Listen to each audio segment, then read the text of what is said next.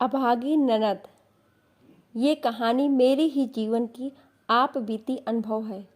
भेदभाव और पक्षपात का मैंने बस नाम सुना था, कैसे किया जाता है ये देख भी लिया ससुराल में आकर।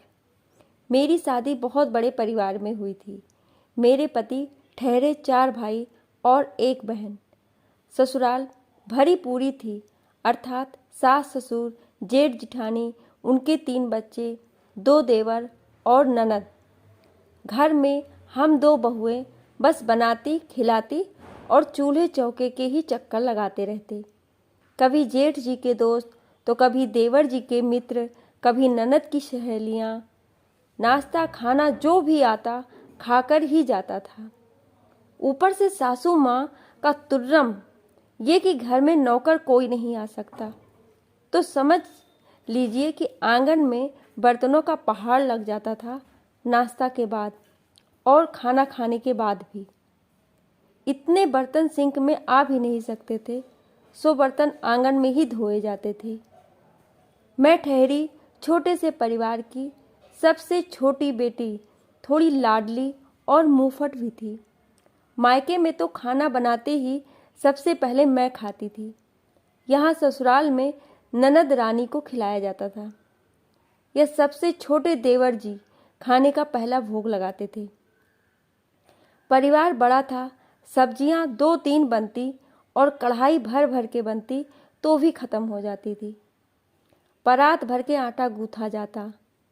नाश्ता भी जम कर बनता और खाया जाता था। पकोड़े का मटेरियल तो सीधे बड़े से परात में फेंटा जाता और ख़त्म होते देर नहीं लगती थी। सभी लोग लगता कि सिर्फ खाने के लिए ही जीते हैं। हम दोनों बहुएं सब कुछ बनाते खिलाते एक टांग पर खड़ी रहती थी।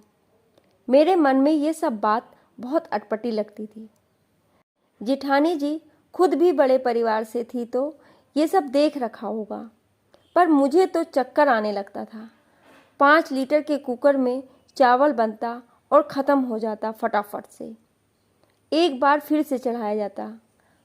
हम बहुओं के लिए अक्सर खाना या नाश्ता कम पड़ जाता या ख़त्म हो जाता था।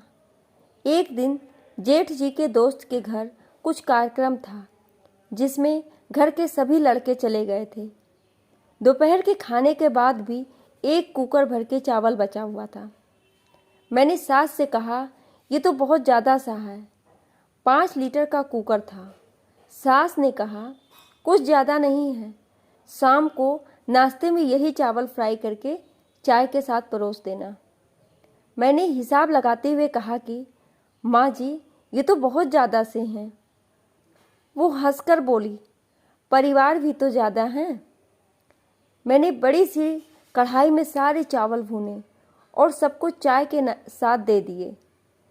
जिठानी को बुलाया कि आओ हम भी चखते हैं जरा चाय के साथ। जरा देर मैं जिठानी को बुलाकर लाई, तब तक देवर ननद और बच्चों ने सब कुछ समाप्त कर दिया था। मैं हैरान थी कि इतना सारा फ्राई चावल ख़त्म हो गया, वो भी देखते ही देखते। कमाल है, हम दोनों के लिए बचा ही नहीं। सासू माँ आई तो मैंने उनसे मुस्कुरा कर कहा, सारा चावल ख़त्म। तो वो भी मुस्कुरा कर बोली, मैंने कहा था ना। मैंने मौका और उनका खुश मन देखकर कहा, माँ जी, आपने परिवार इतना बड़ा क्यों किया? छोटा परिवार सुखी परिवार का नारा तो जाने कब से चला आ रहा है। वो मुझे सांत्वना जताते हुए सहित जोर देकर अचरज से समझाते हुए बोली, तुम कितनी भाग्यशाली हो, जरा सोचो तो। अब इसमें मैं भाग्यशाली कैसे हुई, मुझे तो कुछ समझ नहीं आया। तो मैंने अचकचा कर पूछा, माँ जी, भाग्यशाली कैसे हुई? तो रहस्य समझाते हुए बोली, अरे आज के युग में किसको मिलता है ऐसा परिवार?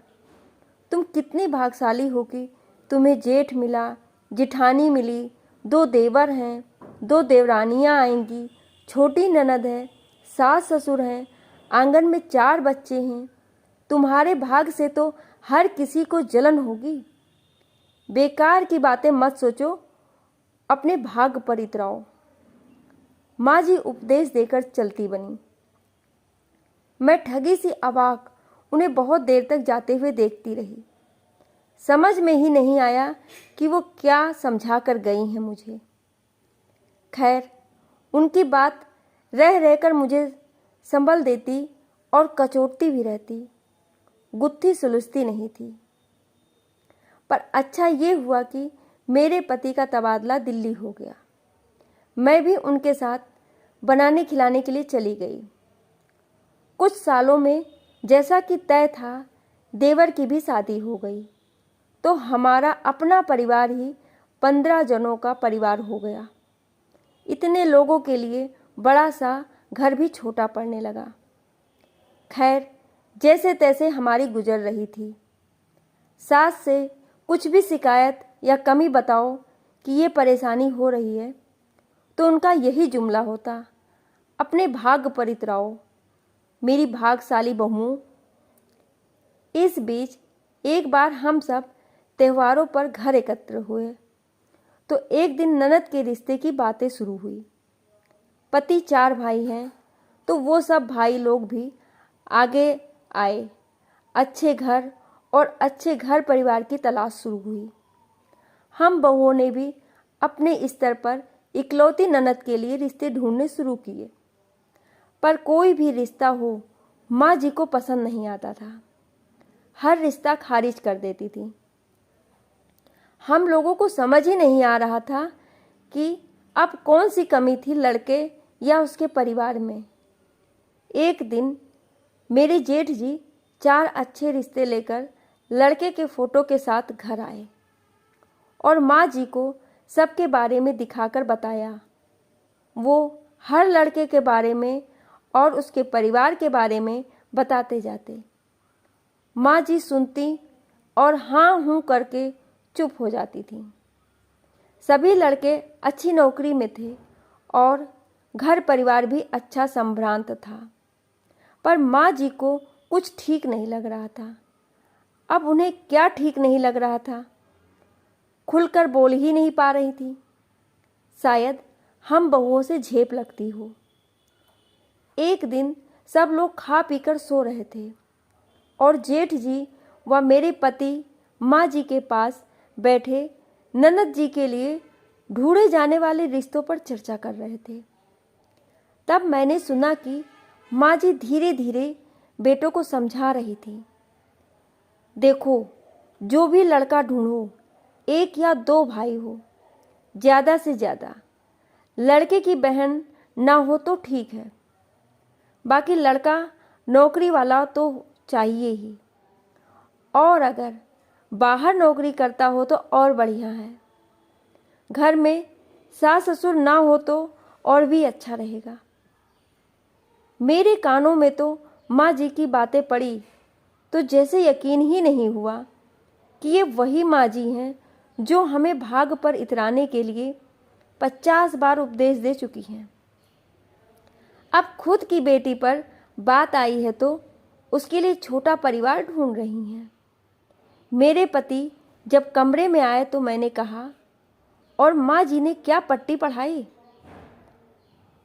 समझ तो वो भी गए, पर अनजान बनकर बोले, पट्टी क्या पढ़ाई, ठीक ही तो समझाया। बता दूं कि माँ जी के उपदेश सुनकर पति भी अक्सर मुझे सुनाते रहते थे। शुक्र करो नसीब से बहुत अच्छे घर में आ गई हो। तुम्हारे बापू और तुम भी किस्मत वाली हो। ऐसा और इतना समृद्ध परिवार आजकल किसे मिलता है। अब मैंने पति देव को आड़े हाथों लिया। क्यों भाई, बड़े परिवार में ब्याह कर जाना तो किस्मत की और भाग्य की बात होती है। फिर हमारी ननद जी अभागी क्यों रहे, उनको भी तो भाग्यशाली बनाइए।